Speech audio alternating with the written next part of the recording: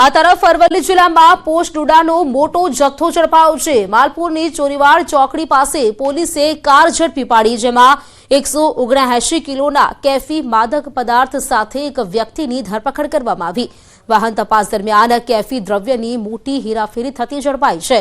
5.37 લાખની કિંમતનો 179 kilo post ડોડાનો જથ્થો જપ્ત કરવામાં આવ્યો છે। માલપુર પોલીસે રાજસ્થાનના ઇસમની ધરપકડ કરી છે, તો કાર સહિત 9.42 લાખનો મુદ્દામાલ પણ કબજે કરી લેવાયો છે। જે અફીણનો છોડ હોય છે તેમાં ઓપિયમ અફીણનો રસ કાઢી લીધા બાદ જે રેસિડ્યુ અવશેષ વધે છે તેને પોસ્ટ ડોડા કહેવામાં આવે છે અને તે એનડીપીએસ એક્ટ હેઠળ પ્રતિબંધિત છે અને તેમાં મોર્ફિન, કોડેઇન, થિબેન જેવા નશાકારક તત્વો આવેલા છે, જે બાબતે માલપુર પોલીસ સ્ટેશન દ્વારા કામગીરી કરવામાં આવી છે। સુરતના પાંડેસરા વિસ્તારમાં ચાઇનીઝ દોરીનું કારખાનું ઝડપાયું છે। ઝોન 4 એલસીબીની ટીમે કાર્યવાહી કરી છે। પોલીસે 2 લોકોની અટકાયત કરી। પાંડેસરાના મારુતિનગરમાં આ કારખાનું ઝડપાયું। પોલીસે કારખાનું સીઝ કર્યું છે અને લાખો રૂપિયાની ચાઇનીઝ દોરીનો મુદ્દામાલ પણ જપ્ત કર્યો છે।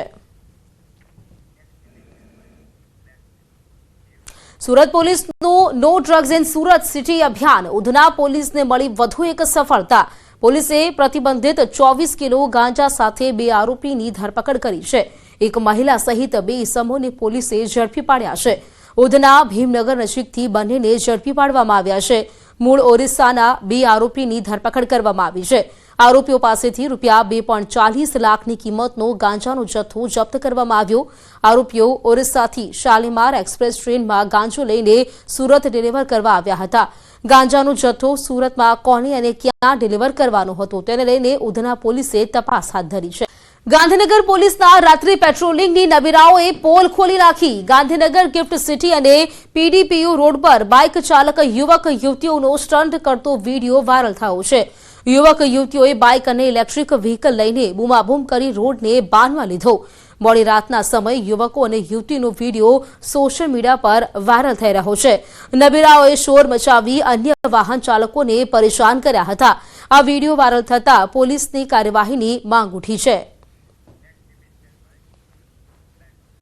અમદાવાદના શાહીબાગ ડફનાળા ખાતે ગત મોડી રાત્રે ગમખ્વાર અકસ્માત સર્જાયો હતો।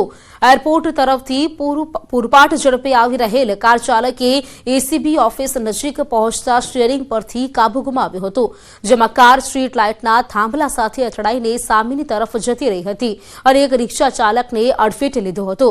અકસ્માત બાદ કારમાં સવાર 3 વ્યક્તિ અને રિક્ષામાં સવાર 1 વ્યક્તિ તેમ કુલ 4 વ્યક્તિઓને સામાન્ય ઈજાઓ પહોંચી હતી, જેઓને તાત્કાલિક સારવાર માટે સિવિલ હોસ્પિટલમાં ખસેડવામાં આવ્યા હતા। તો બીજી તરફ અકસ્માત બાદ કારમાં શોર્ટ સર્કિટ થવાથી આગ લાગી ઉઠી હતી અને કાર સંપૂર્ણપણે બળીને ખાખ થઈ ગઈ હતી। ડફનાળા રોડ પર ગત મોડી રાત્રે એક અકસ્માત સર્જાયો હતો। એરપોર્ટ તરફથી જે કાર હતી તે કાર આવતી હતી પૂરપાટ ઝડપે અને અચાનક જ એન્ટી કરપ્શન બ્યુરોની ઓફિસ નજીકમાં આ કાર છે તે સ્ટ્રીટ લાઇટ સાથે અથડાઈ હતી ને ત્યારબાદ તે ડિવાઈડર કૂદીને સામેની બાજુ આવી ગઈ હતી। જો કે આ જે અકસ્માત બાદ કારમાં શોર્ટ સર્કિટ થવાથી આગ લાગી હતી અને આખી કાર છે તે બળીને ખાખ થઈ ગઈ હતી। સદનસીબે કોઈપણ પ્રકારની મોટી જાનહાનિ જોવા મળી ન હતી, કારણ કે કારમાં જે લોકો સવાર હતા તે તમામ લોકોને સામાન્ય ઈજા પહોંચી હતી। અકસ્માત સર્જાયા બાદ તેઓ તરત જ કારમાંથી બહાર નીકળી ગયા હતા અને તેઓને તાત્કાલિક સારવાર માટે સિવિલ હોસ્પિટલ ખસેડવામાં આવ્યા હતા। જો કે સામેની તરફથી એક રિક્ષા આવતી હતી, તે રિક્ષાને પણ અડફેટે લીધી હતી અને જે રિક્ષા ચાલક છે તેને પણ ઈજા પહોંચી હોવાનું હાલમાં જાણવા મળી રહ્યું છે। અને આપ જોઈ શકો છો દ્રશ્યની અંદર આ જે કાર છે તે સંપૂર્ણપણે બળીને ખાખ થઈ ગઈ છે।